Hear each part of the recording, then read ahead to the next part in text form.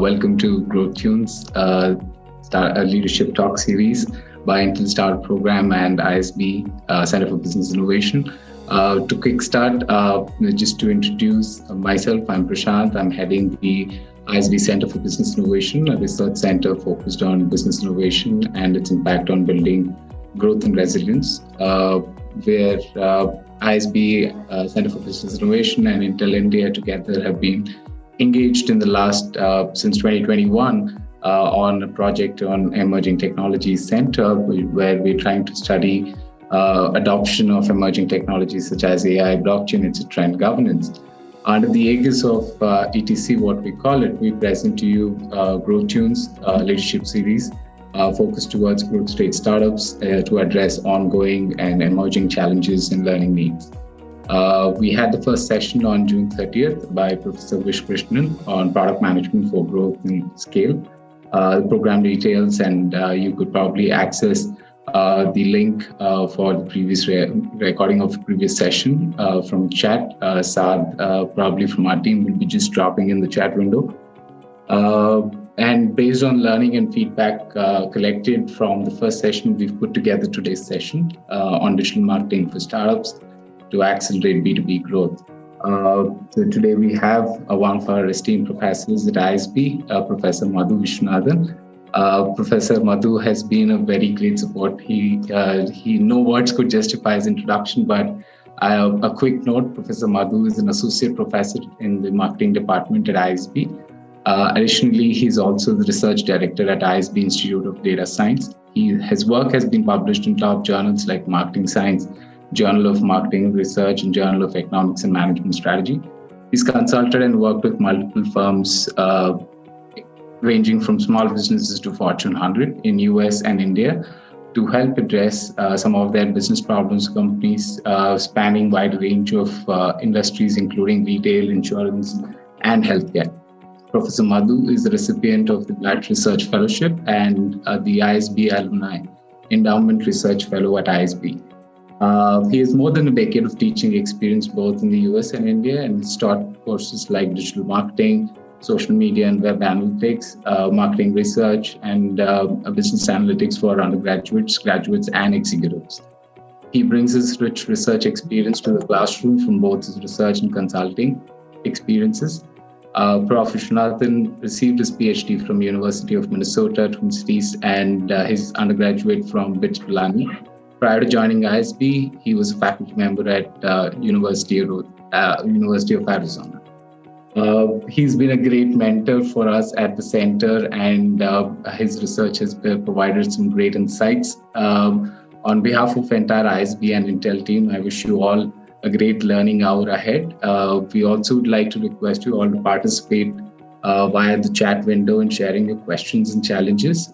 Towards the end, where we had allocated Ask the Prof, or for Prof, it has Asked Me Anything, an AMA session dedicated, so it might spill over some time. So feel free to keep the chat window going. Kindly participate in the session. So just moving ahead. Sorry, I forgot to move my slides, but just a quick, if you could mute your microphones and keep an eye on the chat window and participate. With that, I probably will hand it over to Professor Madhu Viswanathan to take over the session.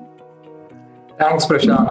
I still can't get over every time somebody introduces me, I'm still embarrassed. But folks, welcome to this session on digital marketing for startups to accelerate B2B growth.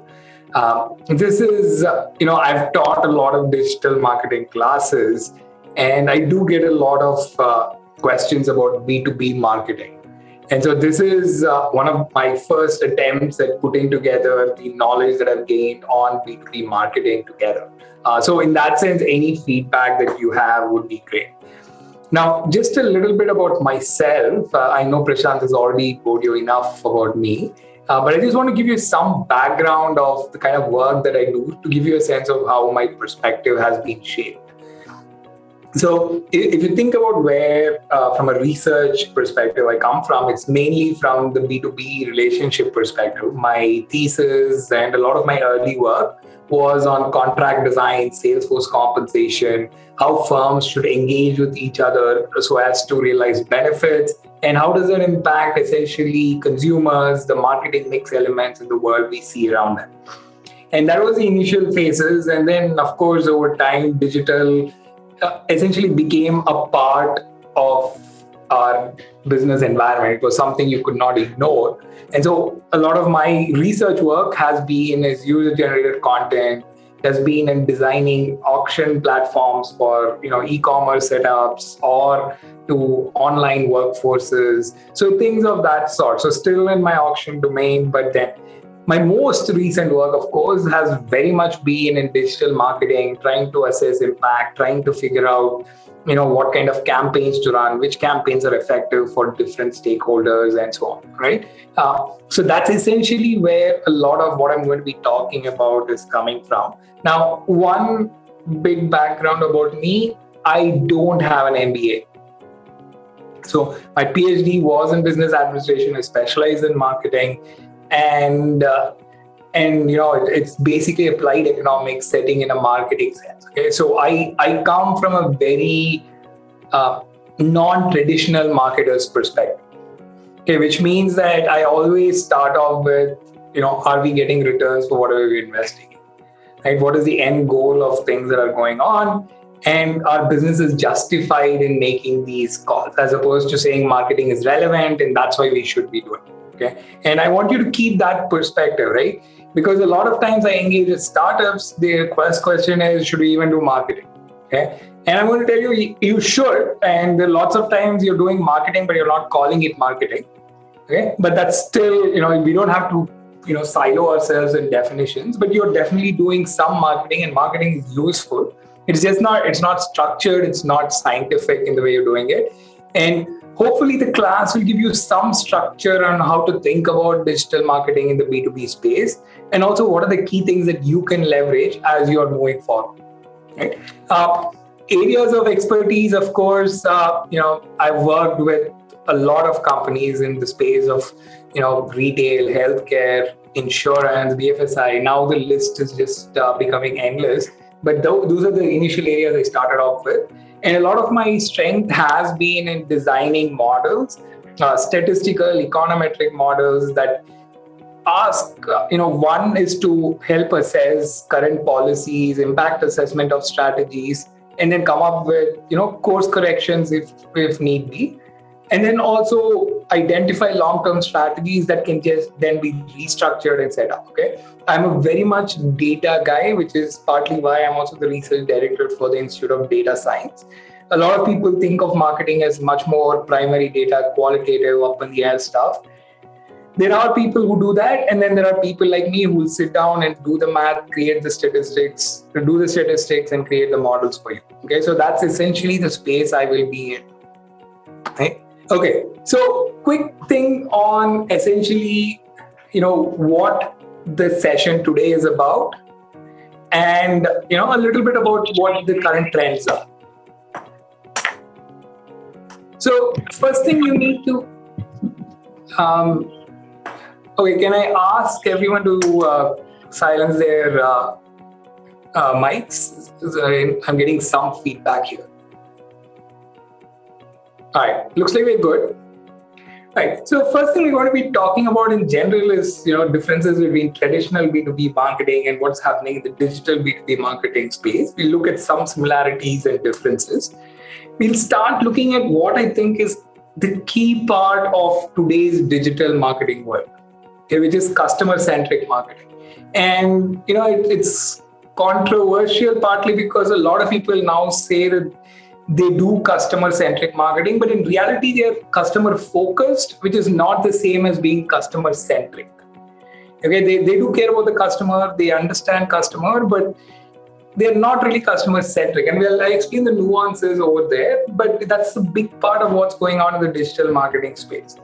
Right, so we'll talk about personas, we'll talk about customer decision journey, which is now very, very important, and then how that impacts customer behavior.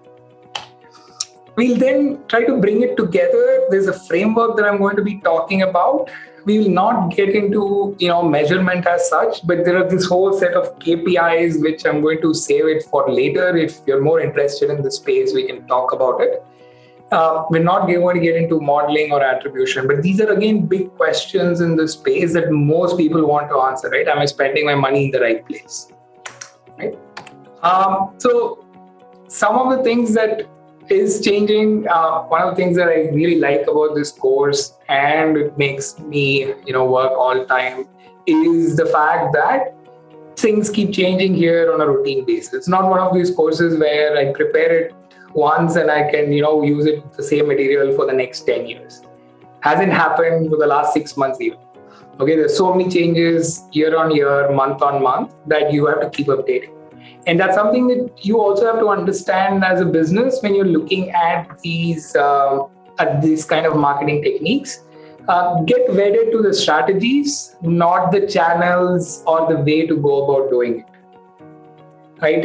It's Facebook is around today, may not be there. Insta is getting big, maybe around.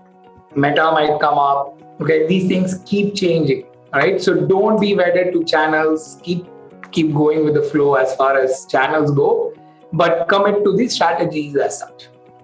Right? There's also going to be a lot of privacy regulations that are going to come up, and so one has to be more keen on that front as such. Right? To me, I'm of course a little bit of a nerd, and a lot of it is essentially stepping into the vast unknown. If people didn't get the Star Trek reference, it's for Star Trek fans. And it's about essentially how this is a very exciting space to be in. There is a lot of innovation that's going on. And it's, this is a place where people who are just starting, who are new to marketing as such, can come up with very innovative and profitable options here, right? We do know that some of these technologies, of course, are changing. We do have a little bit of AI going on in today's world. There's a little bit of robotics happening. AR and VR are also going on in some spaces. AR is definitely taking off in some categories at least. And what does that mean to B2B? I think it's opening up new vistas for you to interact with your client. Okay, and that is essentially what we're going to start talking about soon. So if you think about the digital landscape introduction, right, what is going on here is, of course, an early start to everything, right? The first digital marketing, or when the era started in digital marketing, is credited to 1991. And what happened around that time was essentially the launch of AOL, okay? America Online. I don't know how many of you remember AOL. I don't know how many of you are old enough to remember AOL, but there used to be something called an AIM messenger, which me and my friends used to use a lot. But that is essentially the start when AOL essentially used to have a banner ad going there, and immediately that became the start of the digital marketing era. Okay. Now, this is not too long ago if you think about it. Right? We're talking about 3 decades, right? Roughly in and around 3 decades. If you think about the next big innovation, right, or changes in digital marketing, and this is the surprising part, right, is 1998. Okay. If some of you have already guessed Google, the answer is right. Okay, so Google was started in 98. And if you think about pay-per-click and Google AdWords, that was later in 2000. You can't think of a world without Google now, right? And this is just 2 decades old. Right? Now, if you think about the next big innovation, and that again is, we can't think of a world without that again, is 2008, which is Facebook. Now, that's roughly a little more than a decade. Once you start adding in Instagram and, Telegram and the other new things that people use nowadays, WhatsApp, okay, you are basically now in a world which is less than a decade old. Right? And this is not the end of it, right? We are seeing more and more channels and new innovations coming up. Okay? And that is essentially what this industry is all about. The pace of this industry is really good, and lots of nice innovations coming on, moving on to better interactions with the client. Voice-based systems are now catching up. So all of this is changing how we would market as such. And that is why I'm giving you this introduction. Now, if you think about B2B, right? I'm a B2B guy at the start, right? And B2B, when I was learning about B2B, was very different from what B2B now is. Here are some of the predictions that you're going to see, right? So this is a Gartner Future of Sales 2025 report. By 2025, 80% of B2B sales interactions between suppliers and buyers is going to occur in digital channels. And what does future of sales essentially mean according to Gartner? It's going to be a whole transformation of sales strategies and processes that's going to happen. Allocation of your resources are going to change, and it's going to move from a seller-centric to a buyer-centric orientation. Okay, and remember I was talking about customer centricity. You're going to see more and more of that happening. Okay, and it's going to shift from analog processes to a very hyper-automated digital-first engagement with customers. Okay. Now, what is leading some of these changes is, of course, changes in consumer behavior or customer behavior. We're seeing that buyers typically only spend 17% of their time meeting with potential suppliers when considering a purchase. Okay. It's very much becoming a world where a lot of the digital information that is out there is consumed first before your customers are even meeting you. Okay, face-to-face interactions are becoming very precious and valuable. Right? It's the same words, but yeah, it's essentially saying that whenever I'm going to meet you, you have to give them a different value proposition that is not available around in available media. So if you look at a survey of more than 1,000 B2B buyers, right, it's going to reinforce some of the points that we're talking about, which is first that respondents reportedly using digital channels with similar frequency as sales reps, which means that a lot of people prefer digital channels again as much as they do sales reps, right? And this covers a lot of buying jobs. Problem identification, figuring out solutions, requirement building, supplier selection. All of this is actually happening with the same frequency with digital channels as much as in sales rep. Right? And in general, today's customers have become largely agnostic regarding where they find the information necessary to advance purchase deliberation. Now, in this survey, right, so 43% of this agree that they would prefer a rep-free buying experience. Now, if you dig into these numbers, right, and this is where we should be looking at, right? If you think about the next generation, right, or my generation, the next generation that's happening, 29% of baby boomers wanted to do that. Greater than 54% of millennials are basically saying we would prefer a rep-free buying experience. Right? And that's essentially the future clients you're looking at. Okay? And this is what is predicating the report that we saw earlier. It says, you are going to see a digital-first way of interacting with clients. Okay? So clients are more or less going to expect that interaction nowadays.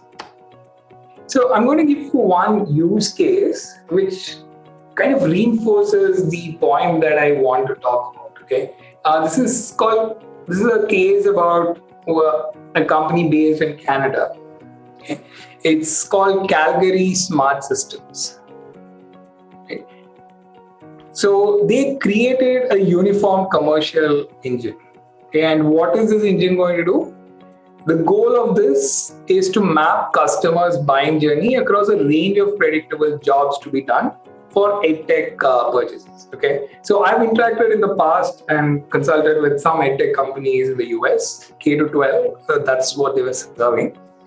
And if you think about it, it's a very B2B job, right? So they're going to interact with the head of the district. There's a district educational head, and then there is school heads. And then you have to get buy-in from some experts that the school principal is going to lean on.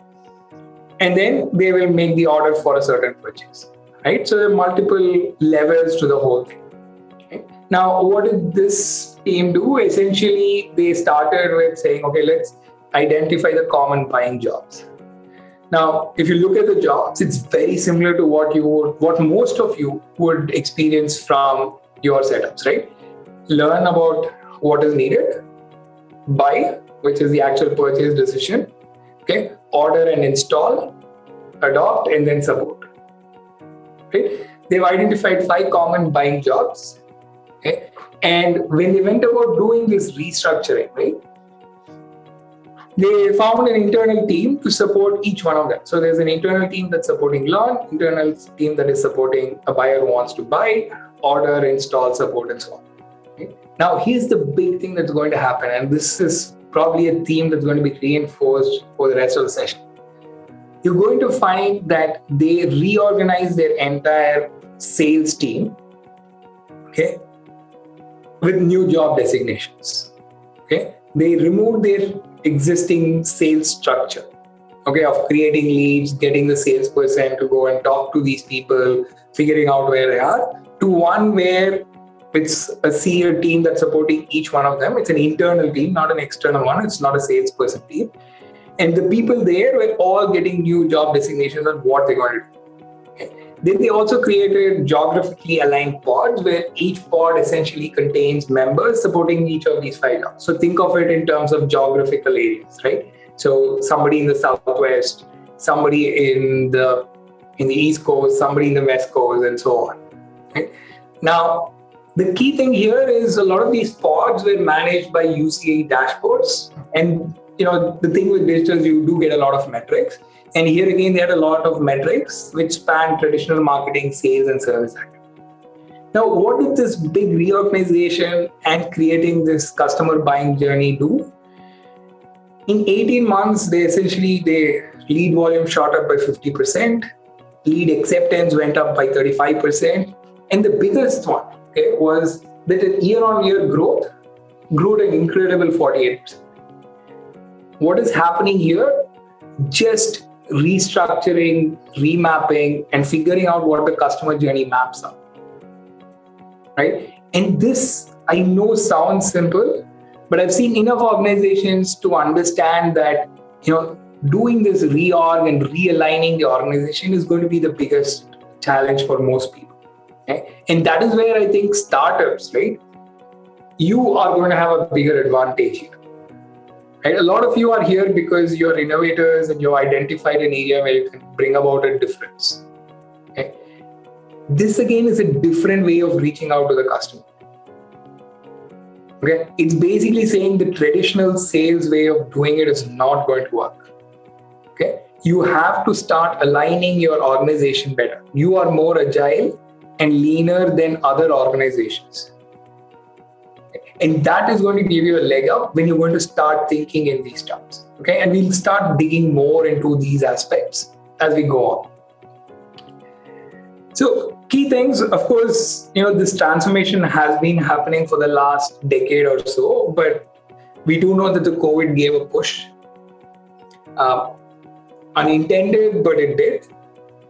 So some of the things we know now is most B2B seller interactions have moved to remote or digital, right? So if you think about in-person, it's close to 19% now. For reordering, remote is 46% and digital self-service around 35% for reordering, right? If you think about identifying new suppliers, which is where the biggest chunk of in-person is, it's 31%. But even there, remote is around 48 and digital self-service around 22. Right? Ordering, a lot of people are starting to prefer the online methods or digital channels more than the in-person ones. Right? So, and most firms are also moving there, right? At the end of the day, your ordering and everything else is online. It makes everything easier, right? The operations guys are able to handle better. Your whole supply chains are better. Everybody knows what's going on. So all of that is definitely going digital. Okay. And if you think about what customers are looking at, it's prompted by that, right? So the ease of scheduling, saving on travel expenses, it's the whole safety factor, especially after the COVID. All of this is helping in that regard. Now, some big thing is, of course, the fact that there is a belief in the efficacy of digital is continuing to grow. Now, some of this has waned.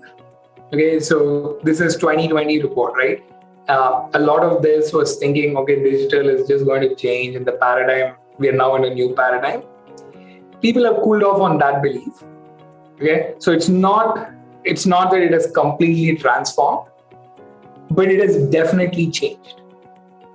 Okay, you are seeing more and more of these services moving towards a digital first interaction. So big thing is, of course, the shift from go-to-market strategies from traditional in-person to, of course, a digital interaction. A lot of the companies I interact with have an inside sales team or a data center team, which actually takes care a lot of the leads that come in, then channel the leads, take a lot of lead development part of it before they hand it over to a salesperson. Okay, so they work in a very similar pod-like structure, which again enables them to do those kind of activities. There's also a lot of digital interaction with sales reps. I don't know how many of you have consulting friends. And if you talk to them, again, you will find that even there, a lot of the clients now are saying, okay, one way to cut costs clearly after COVID has been to not have you guys around. We can have you around, but not as frequently as we need. Okay, there's still some sectors which will need in person, but a lot of the clients are saying, okay, let's reduce the number of interactions we have to a more digital interaction based setup. Some of the big challenges I see in digital marketing, and maybe some of you don't have it, okay, because I see a lot of people who are, using a digital first approach or spending a lot of money on digital marketing. Okay, so the first thing I see as a problem is commitment to digital at a strategic level.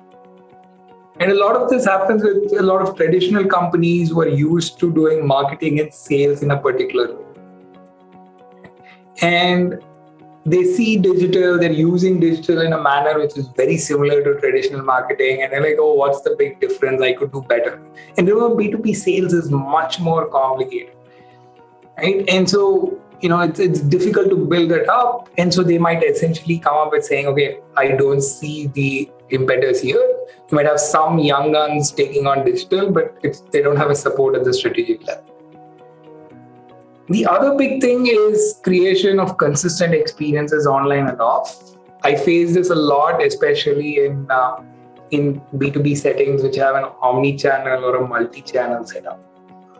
Right? And in these setups, what you end up with is people who are offline trying to, one-up the people online, right? And you have differences in the kind of customer experience out there. It feels like it's a different brand altogether. And all of this essentially leads to a digital B2B channel not being so effective. Right? And then the third big challenge is getting data and empowering Salesforce. A lot of my work, like I said before, is in Salesforce. Right? And one of the things I've found is salespeople are very, very resistant to change. I don't know how many of you have worked with Salesforce or have seen adoption of Salesforce in different organizations. Salesforce.com, I remember the package, right? And I've always viewed that with skepticism because I've seen enough implementations to know that, unless the salesperson buys in or there's a top management team which is basically holding the gun to their head and saying, get this done, they're not going to do it.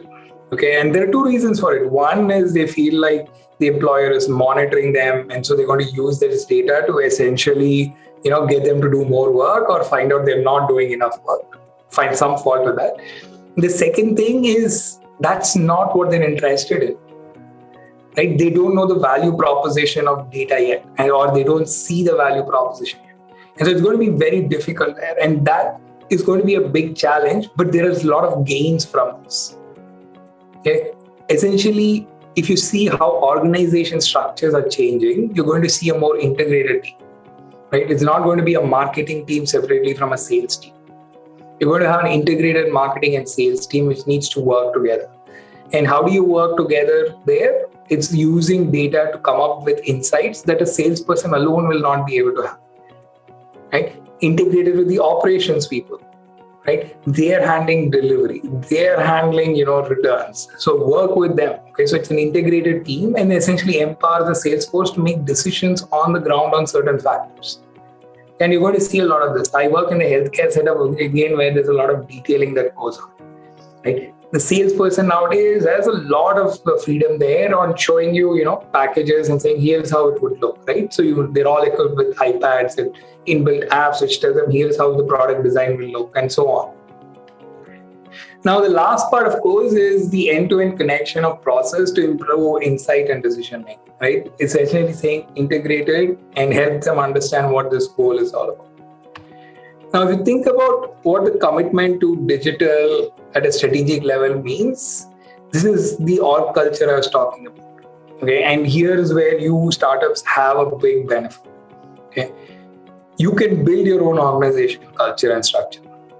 Okay, as founders or somebody who's running the show there, you will be able to show the support and show that we can do it differently. That's how you have succeeded. You need to do that in the same way. And now I'm going to use a use case of an organization which is not a startup, right? It's a traditional one, but is also innovating constantly. Right? So GE here wants to invested in more than $1 billion to create a new market around the industrial internet, right? So it's a platform that they wanted to create. Now, one of the things that they did is they consolidated all their business unit under a chief digital officer.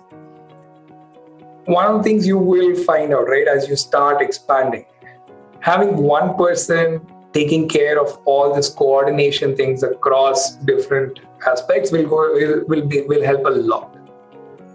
Okay? And that's what a chief digital officer does, right? Chief digital officer is going to make sure that all these digital channels are going to be utilized in a manner that's going to be effective for the business line as such. They reported to the CEO, and then they got in new people. Okay, so you will need new people to come up with new ways of thinking around this. Now, what is the change that got? Okay, the technology platform earns more than $15 billion around 2020. Okay, so I would say good return on investment. Now, if you think about customer engagement and creation of consistent experiences online and off, one of the big things is that remember that today's customer is multi-channel and multi-touch. Okay, people are using a lot of online mediums, digital channels, to know more about your products. Okay, it could be your website, it could be your LinkedIn pages to know more about you. It could be YouTube channels that you have, and if you have an open Facebook setup, page, they may be even going there. Right? So a lot of these digital channels are used for interaction, okay, before they even talk to your salesperson. And so you have to think about creating these experiences that are consistent with the kind of products that you want to sell and who you are as a company. So the Netherlands-based bank, ING, essentially what they did, corporate clients created a single point of access to have all their account overviews. And the goal here is to have customized reporting for however they want it to be, and execute payment and hedging transactions no matter where they are in the world. Right? And this is a big thing in the banking area, right? What it does is it empowers everybody in the organization to identify what is going on with the customer, right? So customer service personnel, marketers, account managers, all of them can track and tell you, okay, where is the customer on his or her decision-making journey, and come up with tailored offers and advice. This is in some ways very useful, right? Think about how, your car loans thing, right? Or any of the loans thing that you get. Most people don't even know that you've already gotten a loan with the same bank, right? And they're going to keep calling you and offering you more loans when you actually gotten it. You tell them, don't call me again. But they'll still do that. And a lot of it is because there's poor data management, right? Now, what is the outcome of this case study again? Profits grew by more than 23%. Share price by 15%, and of course it won a lot of awards for being the best bank as far as customer centricity goes. Right? Now, the other big thing is using data, and this is something that I have found to be very effective. Right? Data can be utilized in B2B settings to give an advantage that nobody else is capable of. Right? There is a lot of data in B2B settings. It's just that we're not thinking about it from a sales and marketing perspective, right? And so using these insights will help, marketing and sales to offer the best campaigns. Right? Now, here's how I think about B2B sales, right? is usually segment 1, which is basically saying, I don't want any interactions. I will do the research. Just send me what you have and I'll buy the product from you. Okay. So for them, it's essentially a digital first interaction. Right? They don't want a salesperson calling them, telling them best deals and all that. They say, provide me the information. I'll make the call. I don't like to interact with people. There's a segment 2, which is a hybrid of the mix, right? Which is essentially hybrid of the 2, which is essentially saying, look, give me all the details, then have somebody talk to me, but talk to me on these specific points. And then you have a segment 3, which is essentially a key account, right? And the key account will have multiple stakeholders out there. There's a decision maker, there's an expert, and then there is a doorkeeper, right? And all of them have different wants, different needs as far as data or requirements go. And that again is very different on how you deal with it. Okay. And your marketing and sales must be integrated enough to say, first identify what kind of segments they are. And then the next one should be to give them the information that they need. Okay. And go on, create lead, develop and, convert those leads accordingly. Right. So this is one use case. I've actually been a part of some of these use cases. Not this one in particular, but I've been in others where company here has invested in predictive analytics capable of isolated buying patterns. And what is it going to do? It's going to help sales reps figure out which deals are likely to trigger procurement's involvement, right? It's essentially going to say, okay, which are the ones that are actually going to help, get to procurement, right? And what do they do with that? Essentially, an iPad app reps use in the field so as to give them a sense of, okay, here are the products, here is how much you can get in so and so days, shipping and everything else. Show it to the client right at the get-go. What do you do? Completely shorten the selling process by close to 30%, increase conversions by 8 to 10%. Okay, simple automation, right? It's essentially saying whatever the client wants, I can give you the details right away. I know what the client wants. Here you go, and you're done. Now, the last part, of course, the big challenge and how people can take care of it is end-to-end connection of process to improve insight and decision making, right? I was talking to a friend who does B2B for a tech company, right? And he's doing pre-sales there. And remember that effective pre-sale activities, things that essentially lead to qualifying, bidding, and winning on renewing deals, that's essentially the difference maker, right? It's going to help you get these consistent win rates in any kind of a B2B setup. Okay. And you want to make sure that in the renewal case, these pre-sale activities lead to like almost 90% renewals, right? You don't want to lose your existing customers. And the best way to do this is essentially use a lot of decision support systems and tools so that you link a lot of these systems. When I was talking to this friend of mine, he was talking about how, hey, this is managed by a different team. This is managed by a different team. Okay, but he doesn't get to see what these other teams do. Right? And I feel like all of that information that is siloed in different teams is very useful. You'll have to start thinking about the customer and how you as a unit can serve the customer. Okay, you can't say, oh, I'm the sales team. I only deal with the sales part of it. To the customer, you're all the same part, you're part of the same company. Okay, and so you can't take it like my procurement is going to take care of that. He will connect with you. No.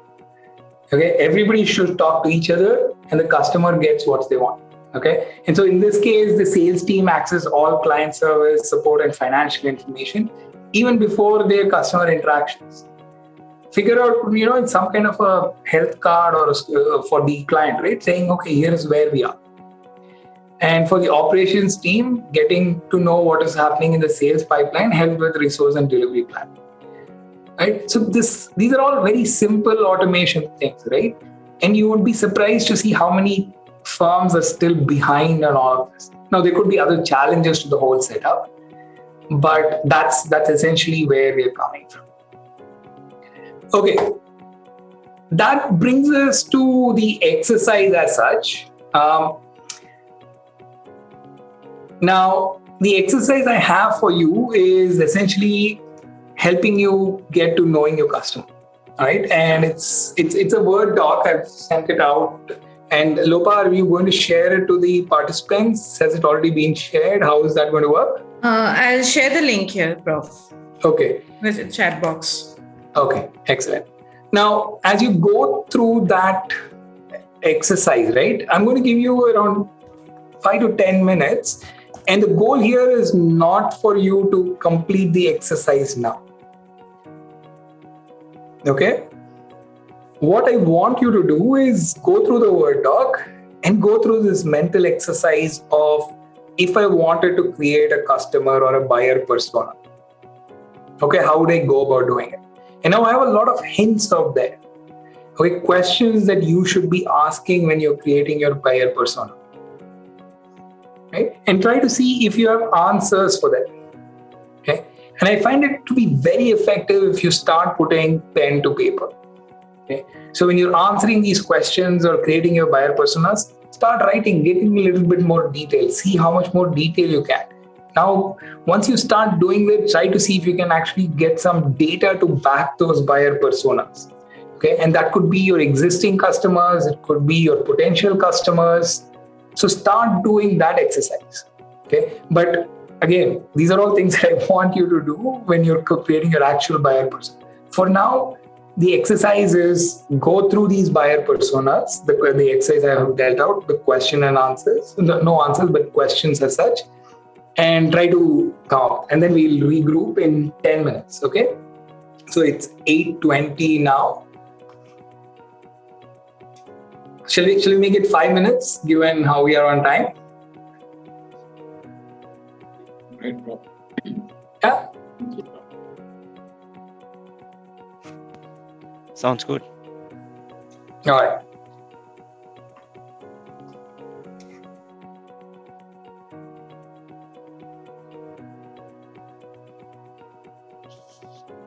Should we get started again? Yes, Prof. I think we're exactly on 5 minutes now. Okay. All right. Hopefully you've gone through the exercise and, just looked at the questions that are out there. Now, if some of you want to get back to me with their own buyer personas and want my input on that, feel free to send me those buyer personas and I'll definitely help you out with it. All right. I'll help you think better on those fronts and give you a feedback. Now, if you think about a digital B2B strategy, right, I basically have just 4 key aspects to the framework. Okay, I think if you're able to do these 4 aspects, after this, you can play around with channels and figure out everything else. And most of that is not rocket science. Okay. The first one is to redesign and orchestrate customer journeys. Right? Go back to your customer setup and try to figure out what is happening, right? We talked about this learn, buy, order. That was the use case that we set up, right? Adopt and then reorder. See what's going on with your customer journey as such. Okay? Use metrics a lot to figure out, okay, where are these drop-offs going on? Okay? How integrated are they? Okay? And why are they coming to each one of these aspects? What is it that they're looking for? Okay? The second key framework is to integrate marketing with sales. Right? It's no longer going to be a siloed organization. Like I said, the big transformation that every organization is going through is having an inside sales team and an external sales team. Or it's going to be a data center which takes care of a lot of these digital demands. And then they're going to be layered by these different verticals.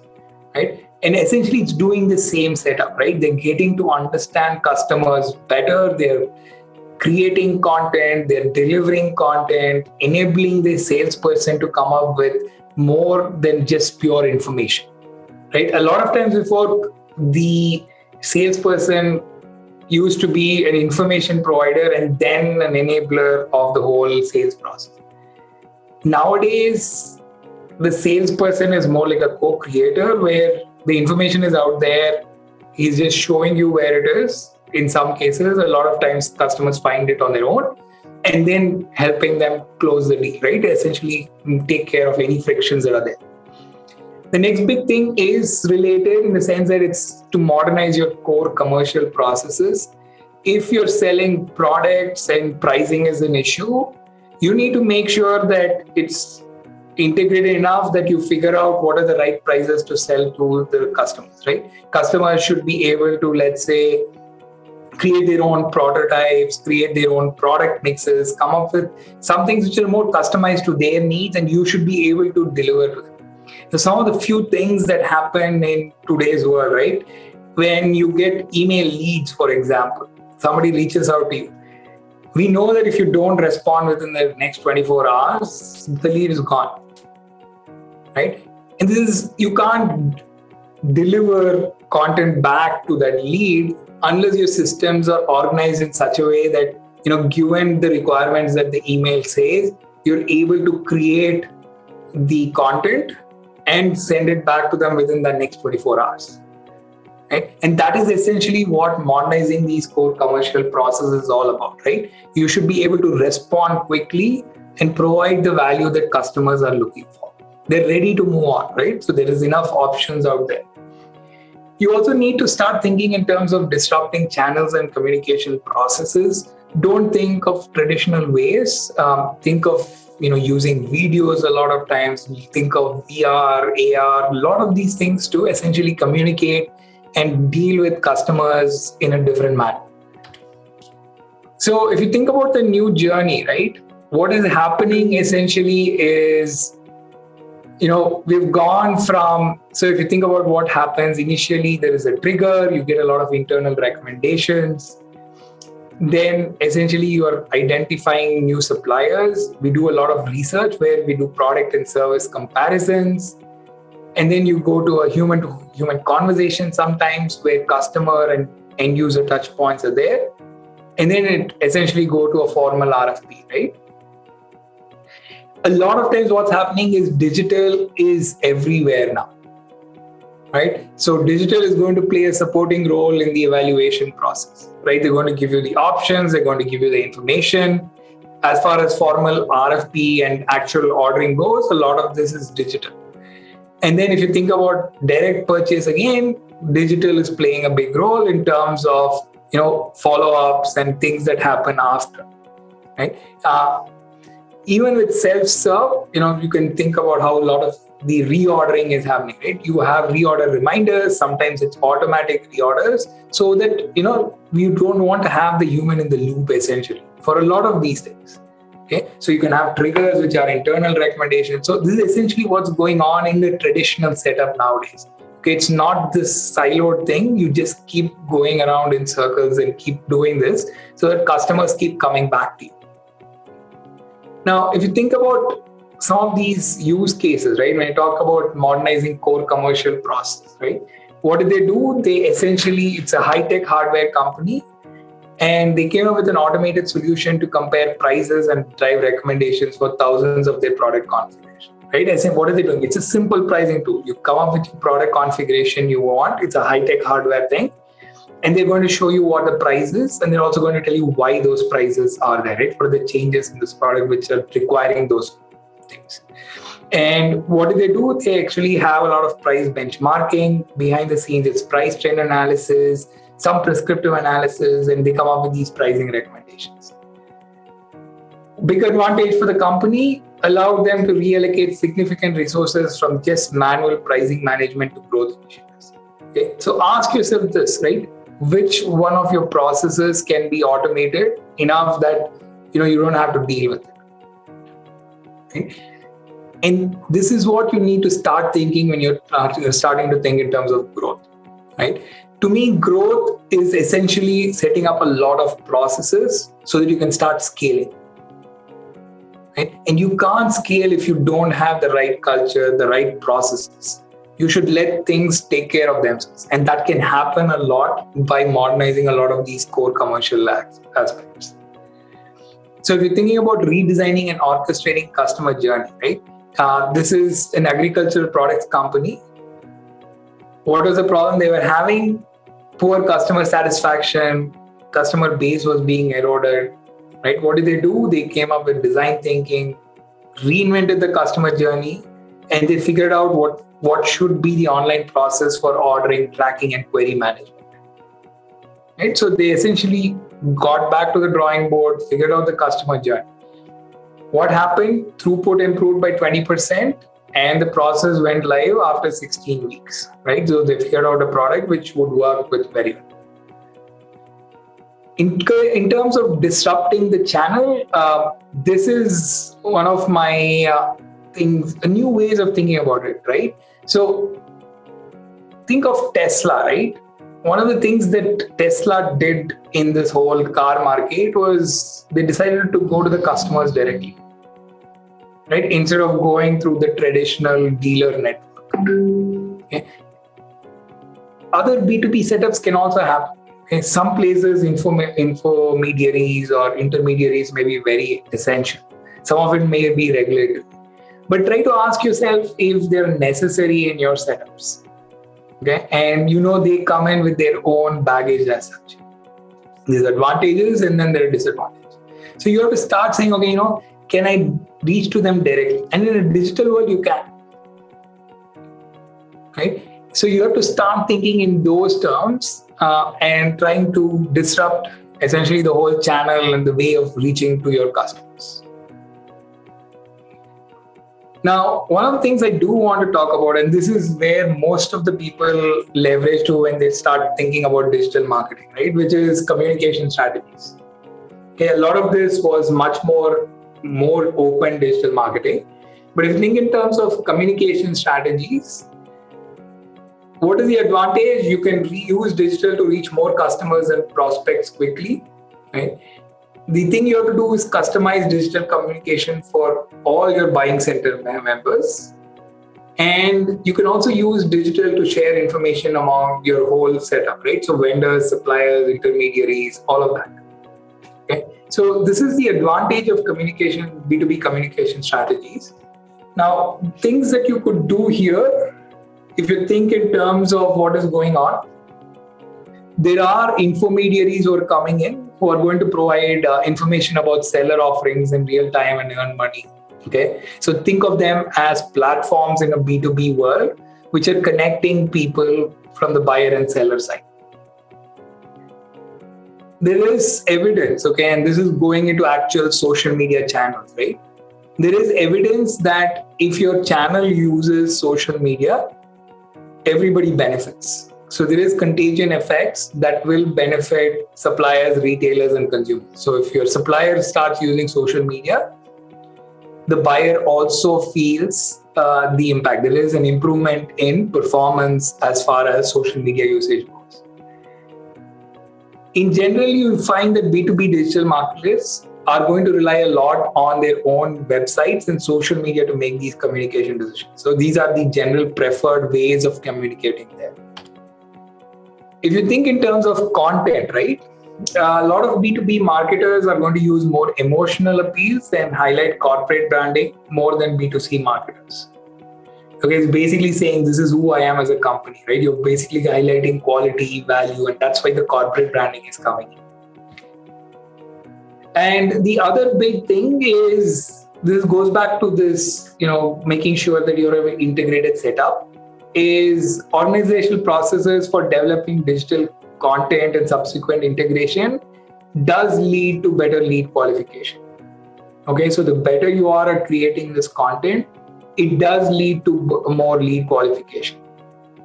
The other thing that we have found out is communication timing and content, again, in B2B selling can be moderated based on customers, okay, who these customers are and how it works. So one use case that I want to highlight, and I'm going to use, the traditional silo here, right?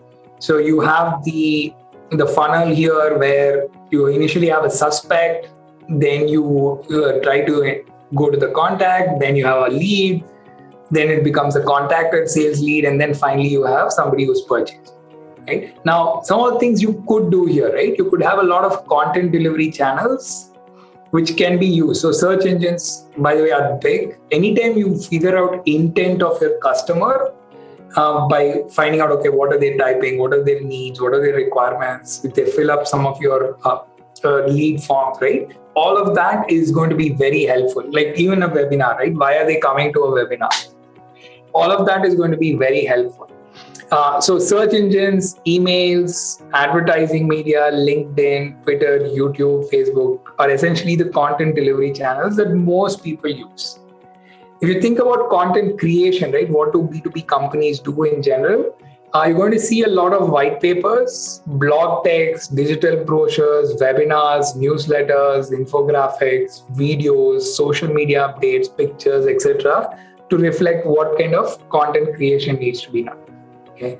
Now, how do I actually use it? So first, remember that if you think in terms of alignment, right, you do want your marketing operations and sales operations to be very integrated. You also need to have processes, essentially your marketing automation software, CRM software, they should all be integrated so that you can use them to provide value in real-time basis. So what happens in this silo? Once you start with, let's say, identified contacts, okay, so you figure out who they are, segment them, right? So it's a classification exercise. You classify them based on who, which kind of segments they are. Remember, I talked to you about different segments, right? Some segments just want information online. They don't want a salesperson lead. Some people want the whole works. So you need to figure out who they are. And a lot of times you do it through their login, cookies, IP address, contact info, the amount of detail they've given you. All of that can be used. Now, once you do that, you send them the content and you could do them through different delivery channels. And this is where your customer or buyer persona starts coming in. Right? Now, once you've created these identified contacts who meet your criterion for a sale or a prospect, and they've not made a sales inquiry, you have to start creating lead scoring programs. Okay, which says how likely are they to convert, right? And then you start doing these nurturing programs through your marketing and sales teams working together to then say, okay, here is the kind of content you need. This is a person who's more likely to convert if you provide him certain details. Okay, and you start providing those details. Now, when you have these marketing leads based on these lead scorings or direct sales, you transfer them over to the sales queue. Like I said, in the B2B world, it's not going to be a purely online play. There might be some segments who would want a pure online play, but you would still have these salespeople getting in who need to be contacted. They're going to be customers who need that. Now, once the contacted sales leads go in, sales negotiations happen. I'm finding a lot of firms actually giving more authority to sales leads to have negotiations happening in real time, right? So getting a lot of delegation of power to sales teams to finish off things through online setups, right? And then the last one, of course, is once you make a purchase, your product and service delivery, all of this is again integrated in the whole system. And then you keep going into this loop, right? Now, the idea was to just show you how the sales funnel can be integrated with a digital setup. Okay? So, given time, I do want to summarize. Okay. Now, some big things. Okay. B2B buyers are definitely shifting towards digital channels. If your markets are not in India, right, this is a channel you have to use. Okay. In the US or in Europe, well, Europe, I'm not so sure, but definitely in the US, a lot of people are now okay with digital channels having 60 to 70% of their interactions with you. Do revisit your customer personas and buyer journeys. They are very important. Think in terms of touch points and start creating these persona and buyer journeys and find out how you can make them digital. Okay, how can you make them more customer friendly? Okay, more customer centric in that. The next big thing you're going to see that is happening in the B2B world is that social media is starting to play a bigger role, right? So LinkedIn, right now it's in this in-between phase. It hasn't really kicked off, but I think it is going to. YouTube is definitely useful, okay? do put in a lot of videos and everything else. Start creating content that somebody who's making decisions will look at, right? What are they looking for? And provide those content through videos. Also have review sites, expert reviewers, and that's where LinkedIn is also starting to play. Expert influencers are starting to make a difference, even in product markets, in B2B markets. Okay, so start looking at expert influencers in these domains as well.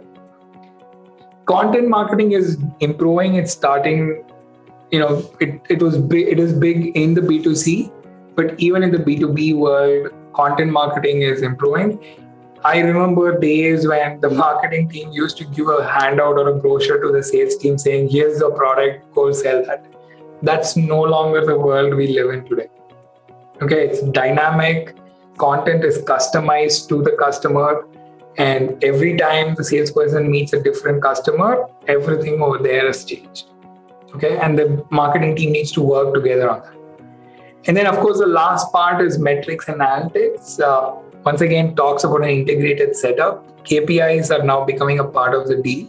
And this is where digital is playing a bigger role. A lot of things can be measured. A lot of data is available online. And so you can actually use a lot of these metrics and analytics to fine-tune your processes. Right? So with that, I will essentially stop here.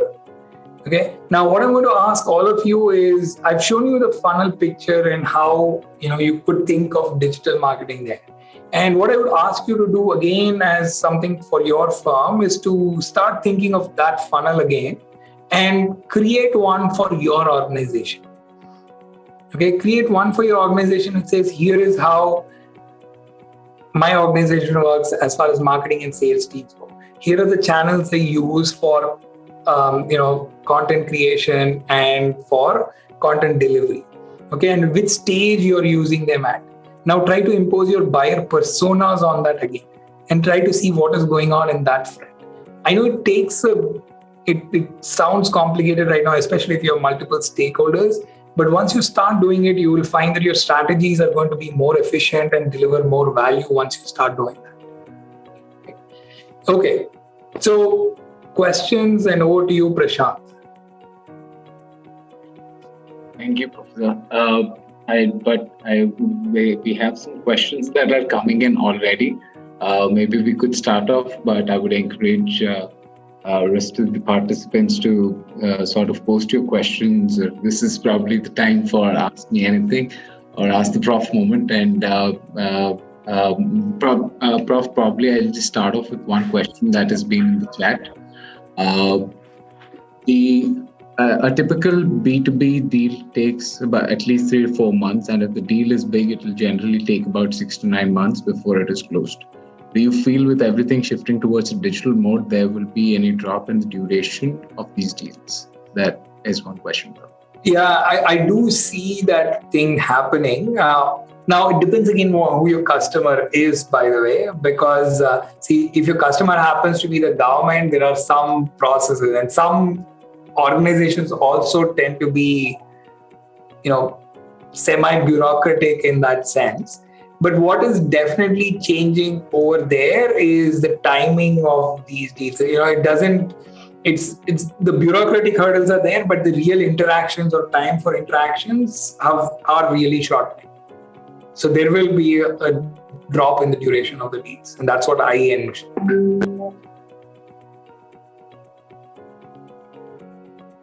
So I did see some earlier questions.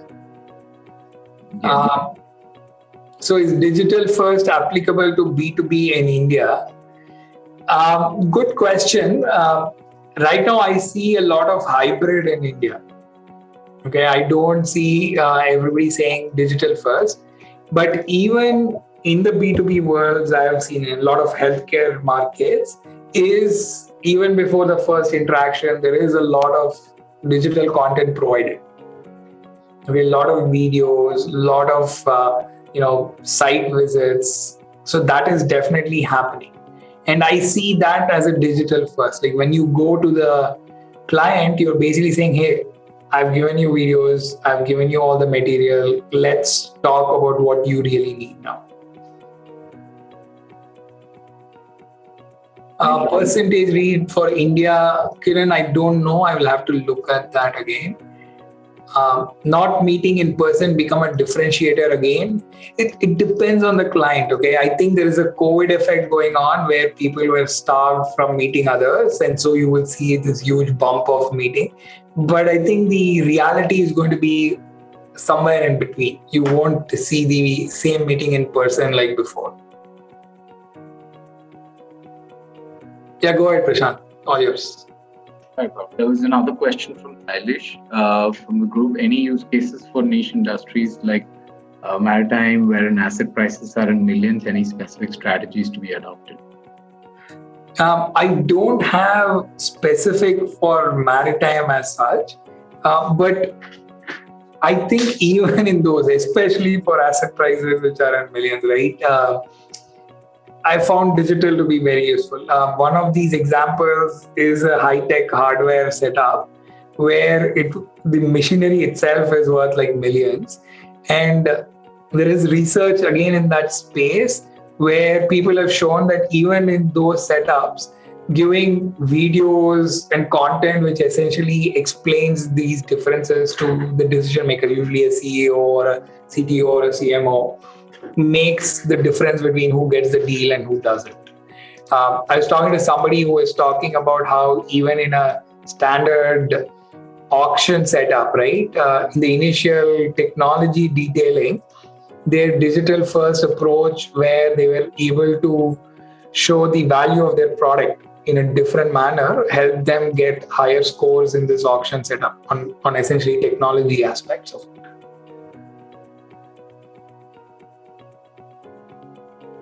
Thank you, Prof. I'm just trying to scan through the chat window if you've missed any questions. There is one more question. How essential is it for a B2B marketer to be data-driven when the approach is completely organic? I think more than what it is for when you're an advertising or inorganic kind of a marketer. Because remember that in an organic world, you are investing a lot of money in creating content, in driving these leads and conversions. And so in that, I think you have to know your customers in and out to make sure your content is driving the right value. Yeah. So Shailesh, I think his question is, which is going through digital transformation, how when the tech is in infant stage. I think even more. I think this is when you actually are able to provide more, if you think about what the communication strategies are, right? You're trying to create more awareness about your product. You're trying to drive essentially more insight on it, right? And millions of these, you basically have to tell them why yours is different. And I think digital can be very effective in that manner. And think of it more as a complement as opposed to a digital-only setup. It's essentially the difference maker, but not the only difference. Thank you, Prof. Probably while we wait if there are any questions that are coming in, we have one question from one of our. How to create that hype if the service you are providing is being offered to the world for the very first time, something evolutionary in that domain? Sorry, what is the question? Sorry, Prof. How to create that hype if the service you're providing is being offered to the world for the very first time, something evolutionary in that domain? How to create hype? So I think there are many ways to create hype, right? It's about making a splash. And it doesn't have to be digital, by the way. I think that's more of an ask me anything kind of a question. I think, again, you want to have the right kind of splash. So holding big events, getting people in, doing something different, right? And getting talked about is what you want to do when you create that hype. One of it could also be showcasing your product, right? Like Elon Musk flew his car out into space. That's a hype, right? So you could do something of that sort. Now, remember that a lot of these hypes, depending on the area you're in, would need a lot of money as such. It's basically saying I'm going to write that off. Okay.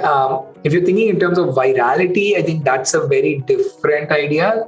A lot of people know the basic ideas of things that will make it more popular or more engagement, but they don't know what really makes things go viral. Okay, I know how I can help you with getting more engagements, more views. I don't know if that would be viral though. I don't know if that answered your question, Rohan. Okay. I think Devashri has another question, right? Customer support system is going digital via chatbot, especially for banks. For seniors, it becomes very complex. I agree with you, right? Some of the things are just, it's following the crowd. I hate people who follow the crowd, especially in digital marketing, right? Some of it may be cutting costs. Some of it may be saying, everybody's doing it, let me do it. I don't think it has a good understanding of what the customer wants and whether you'll be able to address those with whatever you're offering. And so I don't think a digital first setup necessarily means ignoring the customer. Right? So I think that answers. I don't have good opinions on this. I am the one who is at the end of the day doing the stuff for my mom, right? So. Right, Prof. I think we probably have questions that are concluded. We've just quickly scanned through all the chat-based questions. Mahir, what do you want to sort of have a close? Yeah. Thank you, Prashant. What I would request all is to switch on their cameras. If you don't mind, we can take the photographs for the session. And in the meanwhile, Professor, thank you so much for finding the time and taking the sessions. This is the second session that we've had for the startups. I think over a period of time, unintended, we will possibly build a cohort as well. It's an important discussion in the journey of growth. And I would like to thank all the founders and the marketing heads. A big thank you for joining the session. We'll be having similar series ongoing. Your feedbacks will be very, very welcome. We'll be happy to take up the next interesting topics that you may have as a suggestion. And so Team ISB, big thank you, all the startups, the founders and the CMOs. Hopefully this has been very useful to them. Team Intel, thank you.